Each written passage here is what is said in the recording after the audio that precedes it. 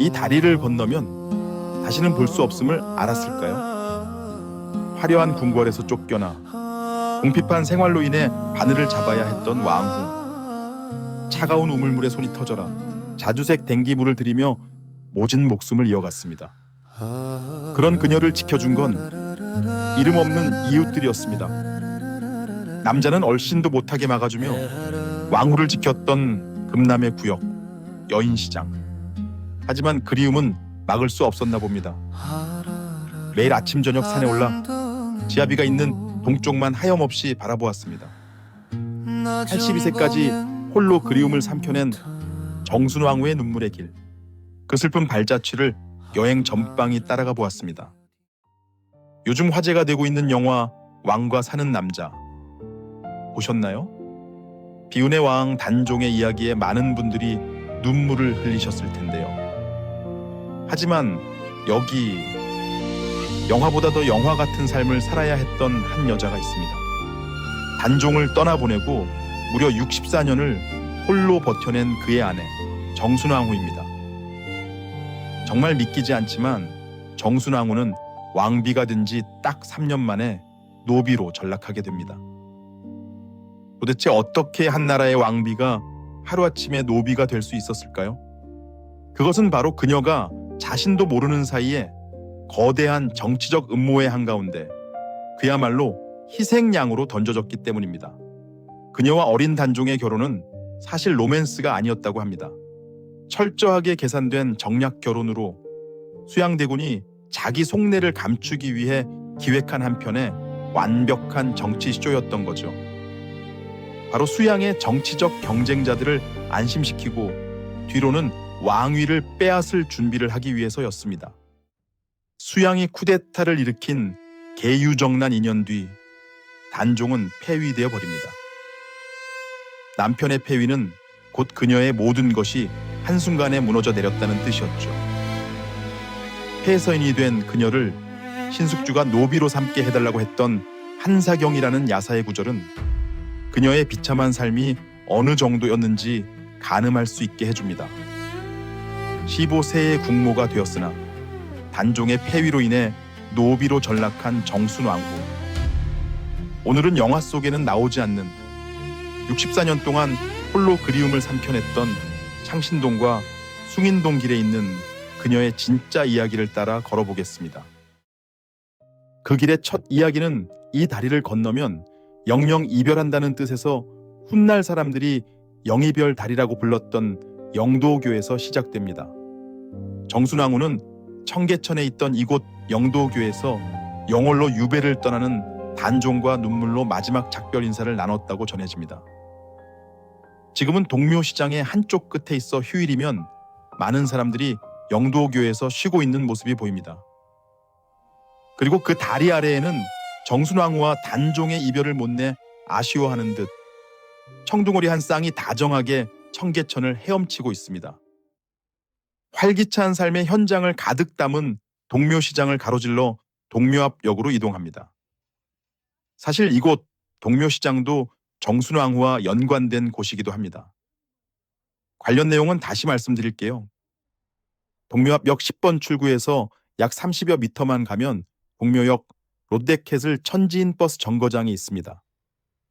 이곳에서 종로 03번 버스를 타시고 청룡사에서 하차를 하면 됩니다. 멀지 않은 거리여서 날씨가 좋으면 걸어도 좋은 길입니다. 이곳 삼각산 청룡사 현판이 걸린 일주문은 기둥이 담장과 붙어 있고 사천왕이 양쪽 문에 그려져 있는 것이 조금 독특했습니다.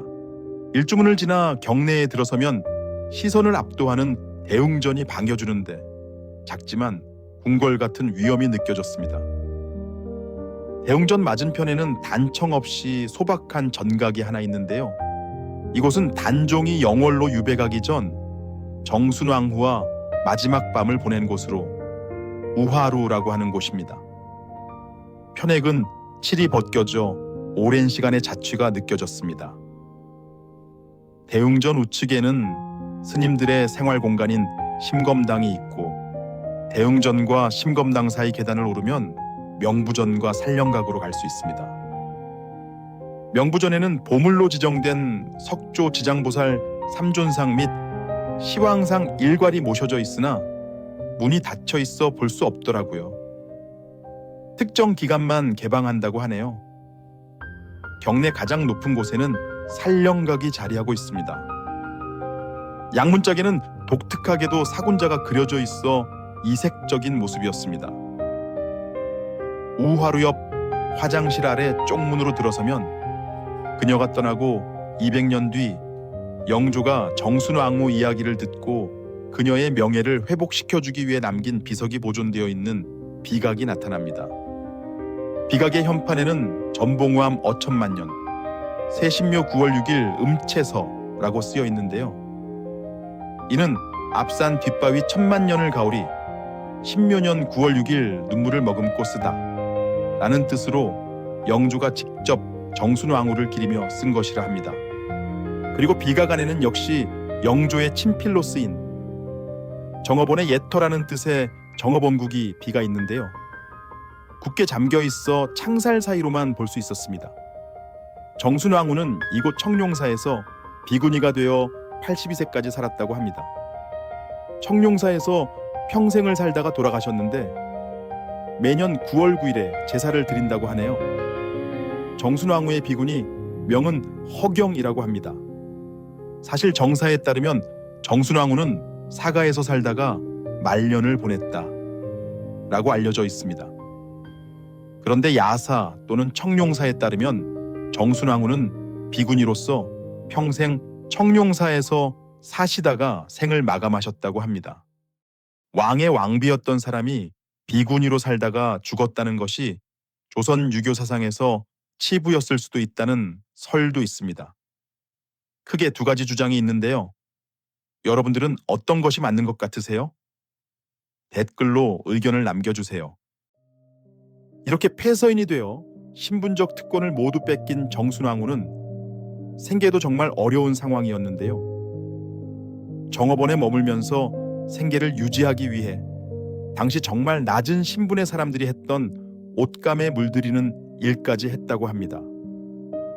청룡사에서 조금만 걷다 보면 자주동샘이라는 곳이 나오는데요. 이곳에서 옷감을 빨면 아주 쉽게 자주색 물이 들었다고 합니다.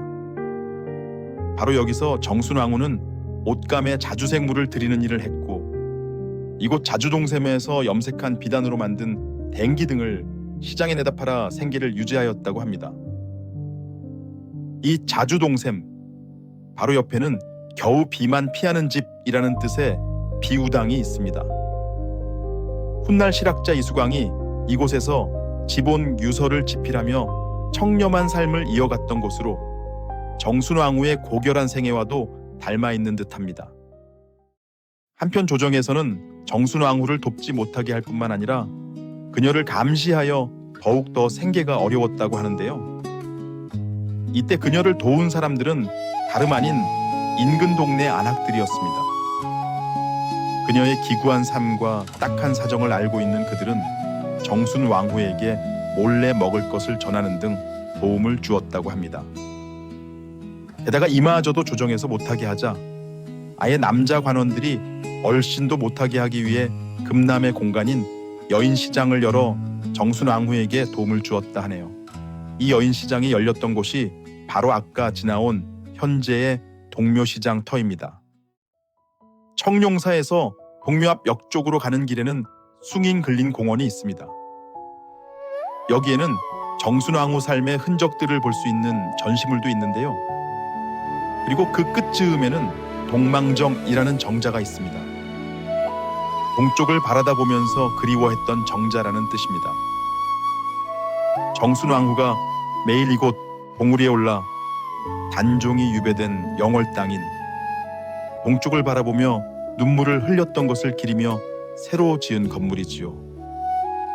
그러면 정순왕후는 어떻게 생을 마감했을까요? 정사에 따르면 세조의 비 정희왕후가 계셨는데 이분은 세조의 업보를 많이 정리합니다. 그중 하나가 비참하게 살고 있던 정순왕후의 말년에 옷, 집, 그리고 먹을 것 등의 보상을 해주었다는 기록이 남아 있습니다. 그렇게 보면 정순왕후의 말년은 그렇게 비참하지만은 않은 것 같다고 추측할 수 있을 것 같습니다. 그럼에도 어린 나이에 시집와서 요절한 남편 등 기구한 삶을 살았던 정순왕후. 지금은 이곳 숭인글림공원 동망각에서 해마다 그분의 넋을 기리는 추모제도 열린다고 합니다. 현재 정순왕후는 남편을 평생 사모했다는 의미를 담은 사릉에 안장되어 있습니다. 창신동과 숭인동의 굽이진 길마다 서린 정순왕후의 눈물과 안악내로 대표되는 민초들의 연대, 그리고 일제시대 총독부 건물을 짓기 위해 채석해간 깎아지른 듯한 채석장의 절벽까지. 이 길은 단순한 산책로가 아니라 사실은 우리가 결코 잊지 말아야 할 진실과 기억의 길일지도 모르겠네요. 오늘 길지 않은 코스였지만 생각을 많이 하게 되는, 이야기가 많은 길이었습니다. 구독과 좋아요는 또 다른 이야기길을 찾아가게 하는 힘이 됩니다. 설날이네요. 새해 복 많이 받으시고요. 또 좋은 이야기 길에서 찾아뵙겠습니다.